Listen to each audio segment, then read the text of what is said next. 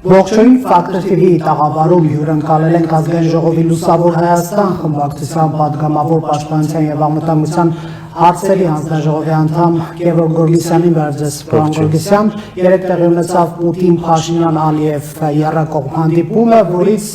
ընդդիմադիրները, ձեր գործընկերները դժգոհ են, իսկ իշխանական շրջանակներից այսպիսի մեկնաբանություն, մասնավորապես արտաքին հարաբերությունների հանձնաժողովի նախագահը նշում է, որ կարևոր դիվանագիտական հաջողություն էր այն, որ Ադրբեջան-Նախիջևան կապը առանձնացված չէ մյուս կոմունիկացիաների բացումից եւ Ռուբեն Ռուբինյանը հույս է հայտնում, որ սա վերջ կդնի Մեղրի վերաբերյալ մանիպուլյացիաներին։ Համամիտ եք այս հաջողության վերաբերյալ գնահատականի հետ։ Ես մի զարմացել եմ իշխանական իմ գործընկերների առաջնահերթությունների համակարգից, որովհետև այս հանդիպան թիվ 1 թիրախը պիտի լիներ ռազմագերիների հարցը։ Ռազմագերիների, որոնց մի մասին Ադրբեջանը որակել է որպես տերորիստներ։ Եվ այս հարցով մենք որևէ դրական տեղաշրջցավոք չունենք եւ թիվ 1 խնդիրը հիմա որ հուզում էր բոլորիս, այդ մարդկանց կյանքն է, այդ մարդկանց որպիսիությունը եւ այդ մարդկանց օր առաջ հայրենիք վերադառնալն է։ Եվ հիմա գլխավոր հարցը թողած ինչ որ բաներով բարձրանալ, որ ինչ որ հաջողությունների են հասել, ես չեմ կարծում, որ այդտեղ Մեղրի Միջանցքի մասին փաստացի ստացվում է Մեղրի Միջանցք երբեք չի խոսվել, այսպես ասենք, դա եթե խոսվել է, ինչ որ էլի մանիպուլյացիաներ եղել, որովհետև ամսինին ստորագրված փաստաթղթում հստակ գրված է, որ պետք է ապաշրջափակվեն ճանապարհները, որոնց այստեղ կարևոր է, որ հոգնակիով է դա գրված, մի ճանապարհի մասին չի խոսքը, կն ճանապարհների մասին։ Հիմա կարծես թե արդեն գրում են հստակեցումներ այդ ճանապարհները ինչպես պիտի լինեն, որտեղով պիտի անցնեն, ով պիտի ֆինանսավորի, ով պիտի անվտանգությունը ապահովի։ Այսինքն սրանք հեռանկարային process-ներ են, որոնք արդեն սկսվում են, բայց մինչև այդ process-ներին անցնելը ավելի կարևոր խնդիր կար, դա այսօր մեր ռազմագերիների հարցն է եւ ցավոք դա մնում է դեռ չլուծված։ Մենք հիմա կհասկանանք ինչու այդ հարցը այդպես ձգձգվեց ռազմագերիների, մինչ այդ խոսենք ճանապարհների ապաշրջափակումից, գիտենք, որ փող վարչապետերն են աշխատանքային խմբում համակարգելու այդ աշխատանքը, ինչպես նաեւ մինչև մարտի 1-ը պետք է կոնկրետ ժամանակացույց եւ ցանկ ներկայացվի։ Պարոն Գորգիսյան, նաեւ որպես անվտանգության հանձնաժողովի անդամ, ինչ է ստանում Հայաստանը եւ ինչ է գործնում անվտանգային կոմպոնենտը նաև հաշվի առնենք։ Այստեղ մի քանի հարցականներ կան, որոնք պիտի բացահայտվեն, նոր միայն հստակ կլինի, թե ինչ ենք մենք շահելու, որովհետև նոր ճանապարհներ, նոր այսպես ինչ որ ներդրումներ, այդ ամեն ինչը կարող է դրական իր ազդեցություն ունենալ, բայց այստեղ ավելի կարևոր է անվտանգային հարցը, որովհետև եթե ճանապարհներով ազատ երթևեկելու են ադրբեջանցիները, որոնք կարող են եւ ահաբեկչական ինչ-որ գործողություններ իրականացնել եւ դիվերսիոն խմբեր այդ ճանապարհներով ներթափանցել Հայաստան, ինչի վտանգը կա, հենց այսօր Վրաստանում բնակվող ադրբեջանցիները կրակում են հայկական բեռնատար մեքենաների վրա։ Այսինքն չկա այն մթնոլորտը, չկա այն փոխըմբռնումը, վստահության կարևորը բաղադրիչը, որ մենք միմյանց վստահելով ինչ-որ համատեղ ծրագրեր իրականացնենք։ Եվ նույնիսկ զինվորականներն են այդ ճանապարհի Մեղրի հատվածում, հա, զինվորականները չեն կարողանալու անընդհատ հսկել, այսինքն իրենք այո, ինչ-որ չափով կապահովեն կերաշխավորեն, բայց կրկին եթե Ադրբեջանի տարածքից ինչ-որ մեկ ավտոմատով կրակելու է մեր գնացքի կամ բեռնատարների վրա, ռուս խաղապահները ոչինչ չեն կարող, հետո կարող են հարուցվել քրեական գործեր, այդ մարդկանց բռնել, դատել, բայց այդ ընթացքում կարող են զոհվել մարդիկ եւ հակառակը նրանք կարող են ներթափանցել Հայաստանի տարածք եւ իրականացնել ինչ-որ ահաբեկչական գործողություններ եւ հետո դե գնա գթի դրանք ովքեր են եղել պատժի եւ այլն, այսինքն որի պատասխան պետք է տրվի, այսինքն անպայման առանց այս ռիսկերը գնահատելու, առանց դրանց երաշխիքների որոշ չափով, որտեղ եթե հիմա Ադրբեջանը իր մոտ պահում է անհասկանալի թվով ռազմագերիներ, նույնիսկ նրանց թիվը չի պատրաստվում մեզ ասել եւ պատրաստ չի այդ քայլերին, ադրբեջանցիները Վրաստանում կրակում են մեր բեռնատար մեքենաների վրա, չկա այդ մթնոլորտը, չկա այդ փոխադարձ վստահությունը, որ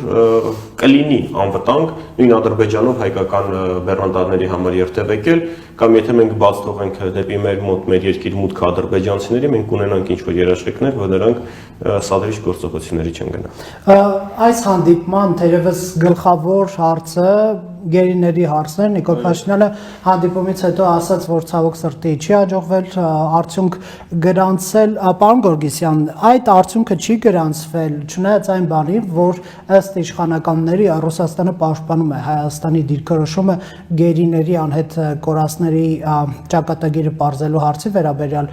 ինչու այդ հարցը ձգձգվում, կարծես թե պետք է շատ պարզ է, հա, դուք ունեք այսքան գերի, մենք ունենք այսքան գերի, փոխանակենք, ավարտենք։ Այստեղ խնդիրը այն է, որ նրանք ունեն շատ ավելի շատ գերի, թշնամու մոտ կան բազմաթիվ գերիներ, քան մենք ունենք։ Թիվ հայտնի է, թե ոչ։ Պաշտոնական չէ, տարբեր թվեր են շրջանառվել, 100-ից ավել գերիների մասին է խոսքը գնում, դեռ որ այնտեղ կան, բայց ես ենթադրում եմ, որ Ադրբեջանը ուղղակի ուզում է ավելի թանկով դա մեր վրա վաճառի, այսպես ասենք,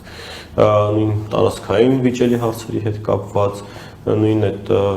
ճանապարհների այստեղով կամ այնտեղով անցնելու հետ կապված, նա ուղղակի ուզում է ինչ-որ հաղթաթուղթ ունենալ թևքում, որ պետք է այս պահին կարողանա հանել։ Միակ տրամաբանական բացատրությունը սրա դա է, բայց նաև իրենք պետք է հասկանան, որ եթե մենք ուզում ենք նույն այդ ճանապարհները ինչ-որ կերպ բացել, ապա շրջապատել, ապա մեզ պետք են որոշ երաշխիքներ, որ կարելի է միմյանց վստահել։ Եվ ես կրկին այստեղ նաև կարևոր է բանակցողի ֆակտորը, որովհետև եթե մենք ունենայինք նոր բանակցող, որը կգնար եւ պարտվողի դիրքերից չէր լինի խոսակցությունը, այլ կլիներ Հայաստանի Հանրապետության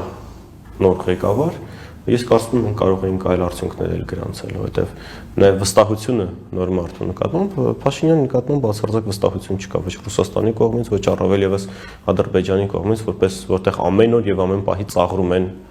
նրան։ Հետևաբար այդ մարդու հետ որևէ կերպ, որևէ մեկը ոչինչ չի կարող պայմանավորվել եւ Փաշինյանի հետ ցանկացած պայմանավորվածություն շատ հեշտությամբ կխախտվի։ Եթե այլ ղեկավար լիներ, ինչ արգումենտներ էր ունենալու Ադրբեջանին համոզել, հրաժարվել Հայաստանի նոր պայմաններ պարտադրել, օրինակ դրանցից մեկը կարող է լինել, ենթադրենք իր տարածքային ամբողջականության ճանաչումը։ Ադրբեջանի, Ադրբեջանը այդպեսի բան։ Քանի դեռ չկա Արցախի կարգավիճակի որոշակի գործընթացներ ճանաչման եւ դրա անկախության ճանաչման, դա խնդիր է եւ մենք չենք կարող այդ քայլին գնալ։ Կարող է այդպեսի պահանջ դրվել, պարոն Գորգիսյան։ Դե Ադրբեջանը որպես հաղթասկող ամեն պահանջ կարող է դնել, բայց այստեղ հարցը գալիս է մենք ինչքանով ենք պատրաստ դրան դիմակայել եւ ինչքանով ենք պատրաստ բանակցությունները տանել մեծ շահեկանությամբ։ Պարոն Փաշինյանը դա միանշանակ չի կարող անել, չի կարողանում անել եւ նա դա արդեն փաստերով է ցույց տվել։ Նա համաձայնվել է սահմանազատման գործընթացների GPS-ով, զուտ մեխանիկական ինչ-որ process-ի, որ աշխարհում չլսված, չտեսնված բան է։ Իսկ նա արդեն իսկ Հայաստանի շահերը զիջել է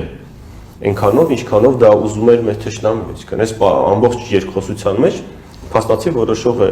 Ադրբեջանը եւ որոշ չափով Ռուսաստանը փորձում է զսպել Ադրբեջանի ախորժակը։ Հայաստանը որպես խաղացող այս գործընթացում բանակցություններում գրեթե չկա։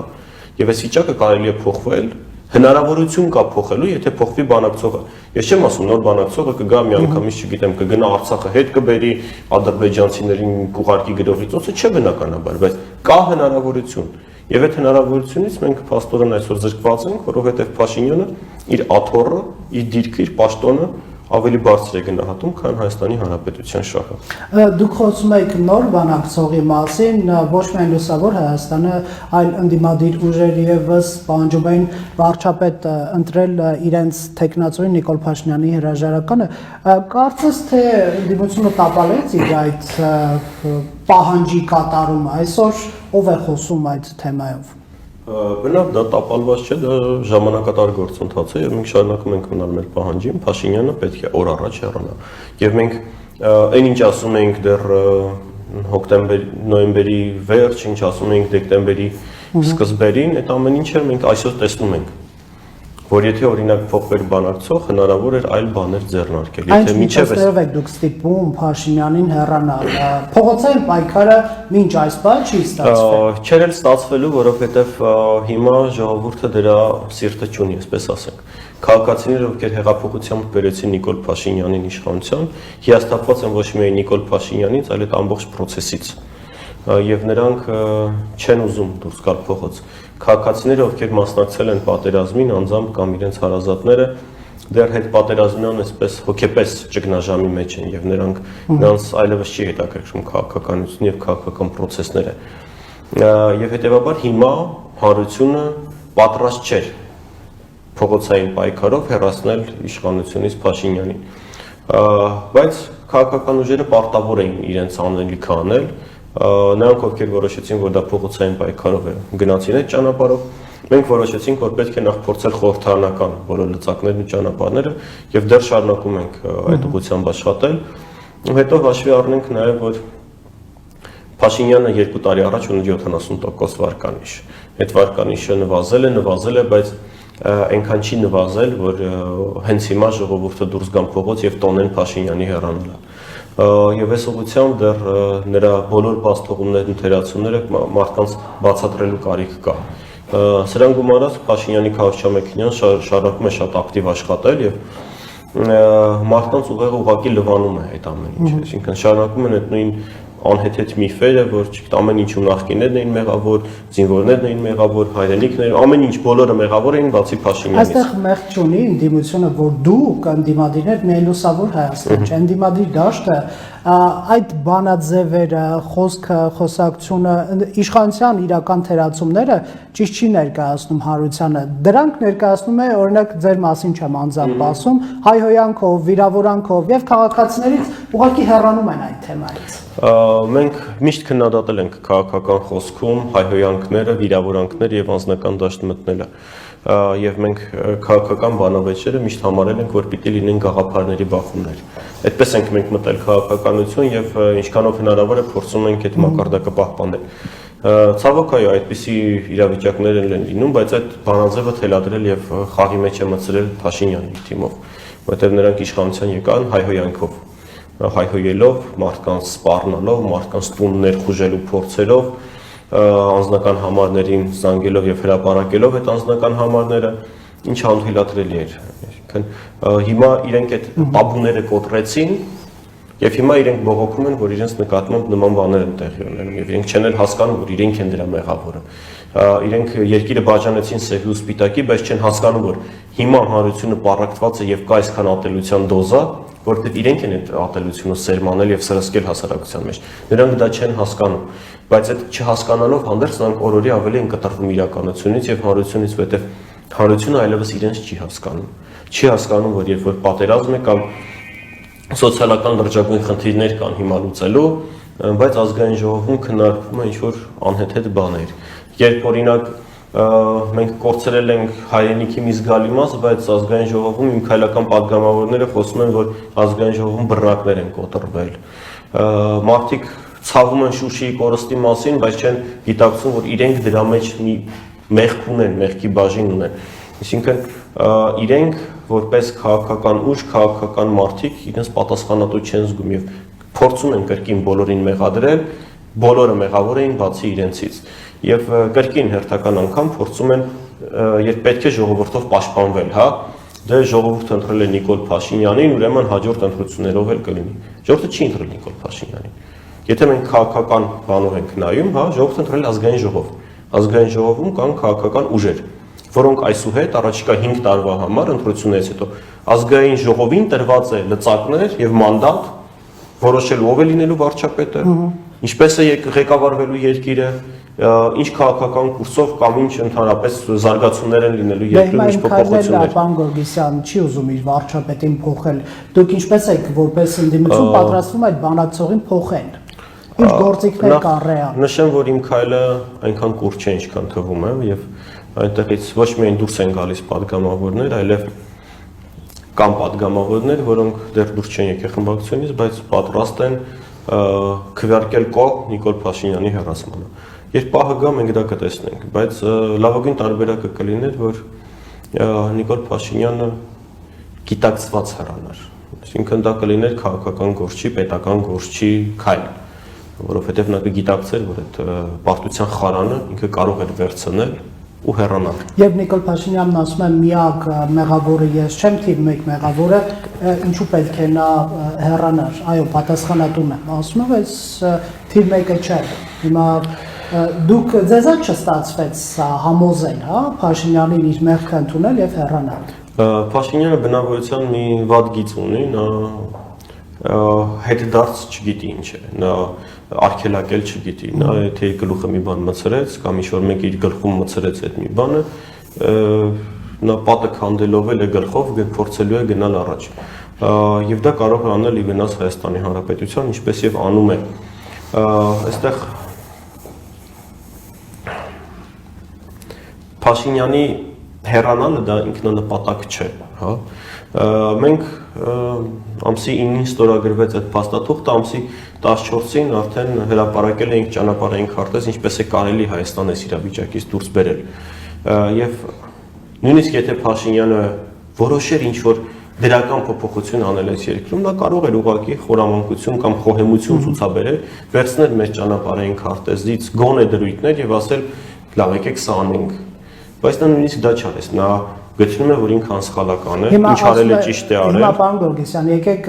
ավելի օբյեկտիվ լինենք, հա։ Ասում են մենք սխալներ արել ենք, թերացումներ արել ենք, եկեք միասին բոլոր քաղաքական ուժերով գնանք ընտրությունների եւ գլխավոր դատավորը ժողովուրդն է, իշխանության կրողը, իշխանության տերը ժողովուրդն է եւ յուրաքանչյուրից դատի։ Հիմա լուսավոր Հայաստանը ըստ էության հրաժարվեց այդ ճանապարհով գնալ հանդիպում տեղ ունեցավ ազգային ժողովում։ Հենց հիմա վարչապետը անձամբ խնդիր ունի Հայաստանի տարբեր մարզեր այցելելով։ Հենց հիմա երկրում տիրում է խնդիրն է, բայց դա քաղաքական դաշտի խնդիրն է։ Այսինքն մենք երկրում ունենք այնպիսի անհանդուրժողականության եւ լարված մթնոլորտ, որի պարագայում անհնար է անել իրականացնել քարոզարշավ։ Գումարած սրան մարդիկ դեռ նոր են թաղել իրենց հարազատներին, մարդիկ դեռ որոնում են իրենց կորած հարազատներին։ Կարելի է 6 ամսվա վրա պայմանավորվել։ Չի կարելի, որովհետև պարոն Փաշինյանը, թույլ տվեք, պարոն Փաշինյանը այլևս չի տիրապետում երկրում իրավիճակին։ Երկրում տոտալ անիշխանություն է եւ այն ամեն ինչ մենք տեսնում ենք կատարվում է, դա անիշխանության բացահայտ դրսևորումներն են։ Ոստիկանություն որպես այդպեսին կարծես գոյություն չունի, հատուկ ծառայություններ ես չգիտեմ ինչով են զբաղված եւ անընդհատ հայտարարվում է, որ կան զինված խմբեր Հայաստանի Հանրապետությունում, պատերազմից մարդիկ վերադարձել են զենքով։ Ընդհանուր մինչև մամուլում բաներ, ես այդպես հաղորդագրություններ տեսա, որ լիստեյում վաճառվում է զենք էժան գներով նույնիսկ։ Այս իրավիճակում, երբ անիշխանություն է երկրում եւ կան զինված խմբեր, ընտրությունների արդյունքները որոշվելու է այսպես, ով կարողացավ շատ փող բաժանի կամ ով իր կողմը գրավեց ավելի շատ զինված խմբեր, նա հաղթելու է։ Եվ դա չի լինելու ժողովրդի կամքի արտահայտումը։ Դա լինելու է ուղղակի, չգիտեմ, ինչ-որ անհասկանալի քաոտիկ իրավիճակում փողի եւ զենքի ուժով իշխանության եկած ինչ-որ բան։ Եվ դրա արդյունքում մենք էլի 2 տարի հետո ունենալու ենք նոր հեղափոխություն կամ նոր ինչ-որ այսպիսի իրավիճակներ, ինչ ունենք այսօր։ Եվ դրանից խուսափելու համար պետք է որ Փաշինյանը հեռանա, որովհետև Փաշինյանը այն մարդն է, լսեք, ինքը չի կարող ուղղակի երկրում համերաշխություն բերել, որովհետև այդ անհամերաշխությունը, անհանդուրժողականությունը ինքն է ստեղծել, ինքն է մցրել քաղաքական դաշտը։ Ինքը չի հեռանում։ Քաղաքական գնահատական տրվի, թե ոչ, ինչու ընտրությունների չեք համաձայնվում։ Որովհետև ընտրությունները քաղաքական գնահատական տալ չէ։ Ընտրությունները իրականացվում են մանիպուլյացիաների վրա, ինչպես Նիկոլ Փաշինյանը այսօր անում է։ Նա ինչ է ուզում անել։ Նա ասում է, ինձ կդատի ժողովուրդը, երբ որ դատում են դատարանները։ Մենք փաստահավաք խումբ ստեղծելու առաջարկ ենք ներկայացրել։ Կարծես թե դեռ իրենց հայտարարություններից ելնելով նրանք չեն ուզում դա ստեղծել, որովհետև միգուցե մինչև իրենց պլաններով նախատեսված ընտրությունները պարզվի ինչ-որ հանգամանքներ, որ կվնասի իր ռեյտինգին։ Եվ ինչու է նա հիմա ուզում գնալ ընտրությունների, հա, եկեք դա էլ հասկանանք, որովհետև միանշանակ բոլորը համաձայն են։ Չկա այդպիսի մարդ, որ չի հասկանում, որ հիմա ընտրությունները վնասեն Հայաստանի Հանրապետությանը, որովհետև առանձնատել լարված անկային վիճակում դու գնում ես նոր տուրբուլենտ ցիկլի։ Դուք ախր մի քանի ամսից հետո ընտրություններն էլ համաձայն չեք։ Մի քանի ամսից հետո ես ասում եմ 1 տարին 6 ամիսը պետք է օգտագործել ինչի համար։ Հանրային համերաշխություն ապահովելու, երկիրը կայունացնելու եւ կայուն վիճակում գնալով։ Նիկոլ Փաշինյանը ամեն օր խաթարում է այս երկուսը՝ եւ հանրային համերաշխությունը, եւ որևէ հնարավորություն, որ կարող է կայունանալ երկիրը։ Ինքը 5 օր մնա, 5 ամիս մնա, մի տարի մնա, 3 տարի մնա, ինքը երբեք չի տանելու երկիրը կայունացման։ Կներեք, ինքը քաոսի վարպետ է։ Ինքը կարողանում է կառավարել քաոսում, ինքը կարող է ապրել քաոսում։ Նորմալ պայմաններում, երբ պիտի բախվեն բանավի վեճը գնա գաղափարի շուրջ, գործի շուրջ, նա այդտեղ պարտված է, նա ինքը այդտեղ գոյություն չունի։ Դրա համար 2.5 տարի անցել է ինքը իշխանության է, մինչև հիմա ինքը հների հետ կռիվ է տալիս, որովհետև ինքը ոչ մի բան արարելու ունակ չէ, նա քանդելու է ունակ։ Եվ շարունակում, քանի ամիս, քանի օր էլ նա մնա, նա քանդելու է հերթական այն ինչ մնացել է մեր պետությունից ու պետականությունից։ Իրականությունը հետևյալն է իմ կարծիքով, պարոն Գորգիսյան, ընդդիմությունը որևէ կերպ այսօր մինչ օրս չի կարողացել հասունացնել Փաշինյանի հեռացման պահը եւ հիմա մեր զրույցում դուք ասում եք պետք է հեռանա, այսինքն մի բան, որ պարզ է, որ ինքը չի անում, փաստորեն, եւ ընդդիմությունը որևէ գործիք հեռացման մինչ այս պահը չի կարողացել արդյունավետ գործադրել եւ սրա հետ մեկտեղ դուք հրաժարվում եք այն հնարավորությունից ընտրությունների միջոցով նրան հեռացնելու, որը կարող է արդյունավետ լինել։ Ինչու որոշ ժամանակ հետո, հա, թեկուզ այլ վարչապետ ընտրել չեք դիտարկում այդ հնարավորությունը։ Հենց այսօր, հենց վաղը մենք պատրաստ ենք ընտրությունների, եթե երաշխավորվի դրա արդար եւ թափանցիկ անցկացումը։ Ես չեմ կարծում, որ Փաշինյանը դա կարողանալու է անել իմ նշած պատճառներով։ Բայց Մանուկյանը կարող է անել։ Ոչ, դրա համար մենք ունենք մեր տեխնացուն եւ պատրաստ ենք կրել այդ բեռը։ Միգուցե կարող է անել Վազգեն Մանուկյանը, ես չգիտեմ, բայց ես ավելի վստահում եմ մեր տեխնացուին եւ ես երաշխավորում եմ, որ Էդմոն Մանուկյան վարչապետի պարագայում մենք կունենանք շատ կարճ ժամանակում այս անհանդուրժողականության եւ ատելության մթնոլորտի իսպառ վերացում եւ երկիրը հանդարտացնելու փոխադարձ հարգանքը վերականգնելու մթնոլորտից հետո,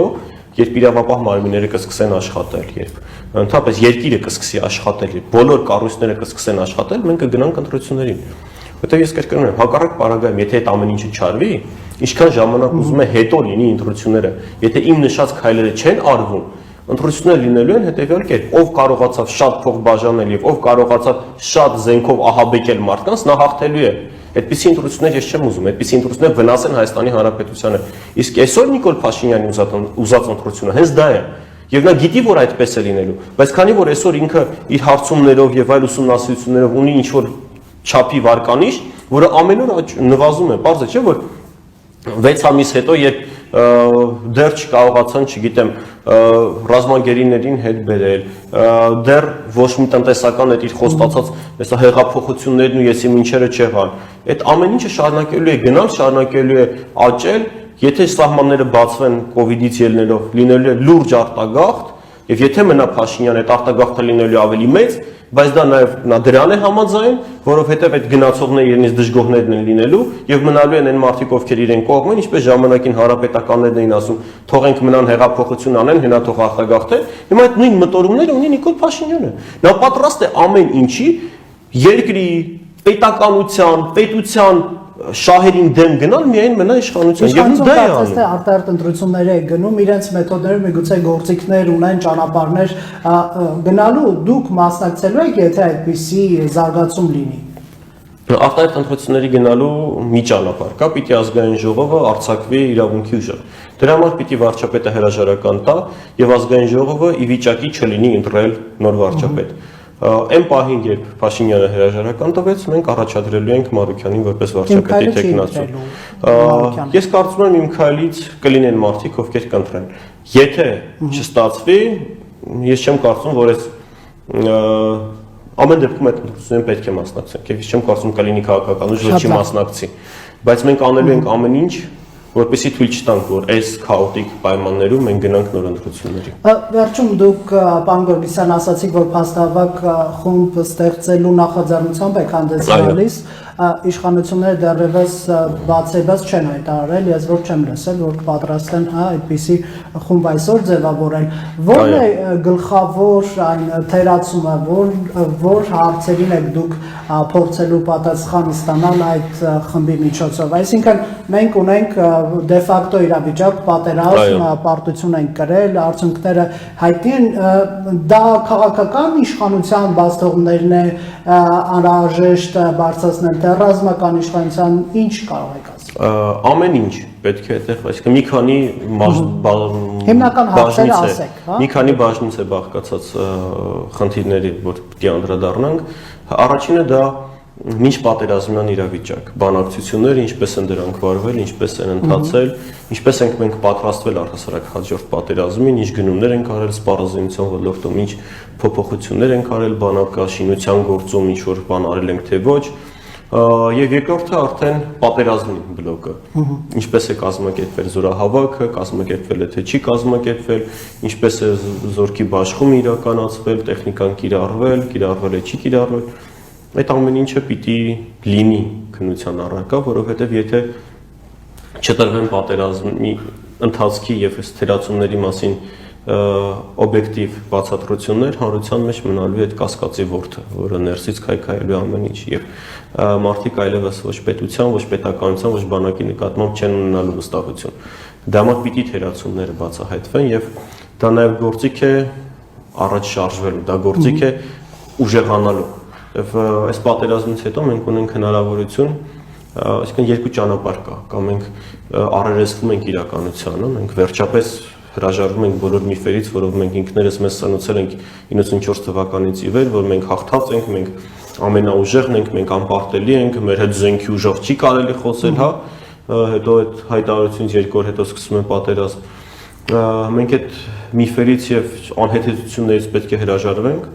առերեսվենք իրականությանը, ընդունենք, որ մենք պարտվել ենք, ընդունենք, որ մենք թերացել ենք, ընդունենք, որ մենք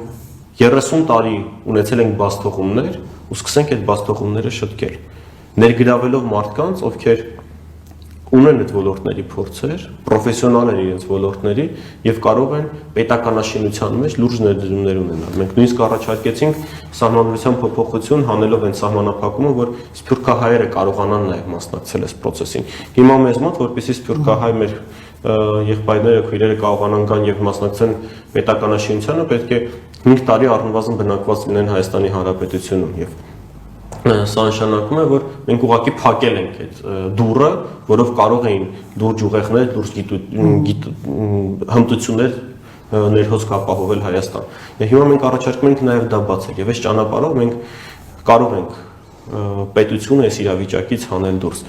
Բայց դրա համար մենք պիտի հասկանանք մենք ուր ենք, մենք ինչ խնդիրներ ունենք այսօր։ Եվ այդ փաստահավաք խմբի այդ գործողության արդյունքում պիտի նաև սա բարձվի։ Եվ իհարկե բոլոր մեղավորները, եթե այդպիսիք բարձվեն, պիտի պատժվեն օրենքի ուժով։ Այս ընթացքում Նիկոլ Փաշինյանի հասցեն բավականին խիստ գնահատականներ, քննադատություններ հնչեցին։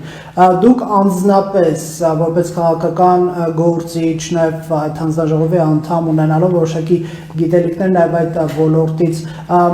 ինչ որոշում կառանձնացնեիք վարչապետի, որը առանձնակի քննության ենթակա է։ Օրինակ երկու հանգամանք բերեմ, Միքայել Համբարձումյանը նախկին ԱԱԾ տնօրենը անհասկանալի է որակում ռազմական հակահետախուզության պետին հեռացնելու վարչապետի որոշումը եւ Մովսես Հակոբյանն էլ նրա համալրման process-ի կասեցումներ հանցագործություն համարել։ Ինչ կարող եք ասել։ Համաձայն եմ այդ երկու կետն էլ խնդիրներ են, բայց դրանցով չենք սահմանափակվում։ Մենք գիտենք, որ Սյունիքում երկու գումար ստորաբաժանում ծրվել է ուղղակի։ Մենք գիտենք, որ գումար ենք ծախսել գնելու ինքնաթիռներ, որոնք ի սկզբանե գիտեինք չեն կարողանալու կիրառել որևէ պատերազմում։ Ռադիոհետախուզության միջոցներ, որոնք անվանվեցին սկզբում մետաղի ջարդոն, դրա համար մարդկանց փորձում էին դատել, հետո պարզվեց չէ ոնց որ կարող ենք օգտագործել, բայց ուշ օգտագործեցին եւ իմ տեղեկություններով որոշ նաեւ միջոցներ ռադիոհետախուզության ուղղակի որպես ջարդոն վերածվել են։ Այսինքն բանակը թուլացվել է։ Միտումնավոր։ Դա արդեն պետք է քննությունը բարձր գիտեք։ Մենք խոսում ենք հանցագործությունների մասին, որոնք ծանրագույն են։ Եվ քանի դեռ չկան ապացույցներ, ես կխուսափեմ գնահատականներ տալ։ Դրա համար պետք է լինի դատական գործ եւ դատարանի վճիռ, բայց որ այդ ամեն ինչը պիտի հետազոտվի խորքային, դա փաստ է եւ դա միակ ճանապարհն է կրկին հանրային համերաշխությունը վերականգնելու, որպեսզի մարդիկ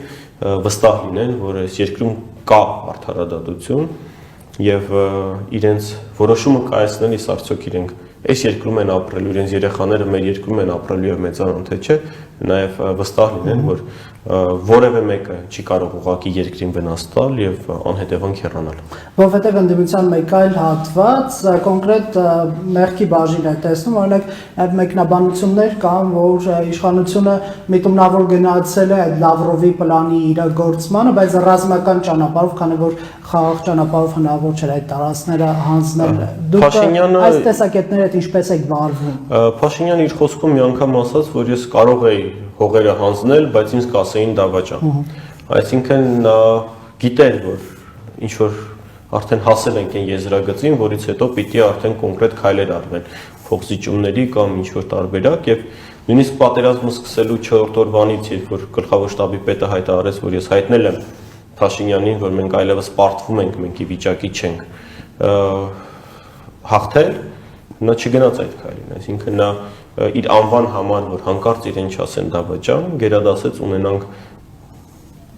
անթույլատրելի քանակի զոհեր, որոնցից կարելի էր խուսափել, կորցնել տարածքներ, որոնք կարող էինք չկորցնել, բայց որ ինքը ասի, ես մինչև վերջի կաթիլը փորձեցի պայքարել, բայց ասեմ, որ նաև տարօրինակ բաներ կային այս ընթացքում։ Օրինակ, իր պատերազմը դեռ չէր ավարտվել, նոյեմբերի 3-ին, 4-ին ես Սյունիքի մարզում էի։ Եվ այնտեղ արդեն կային փշալարեր, որոնցով պիտի գծվեր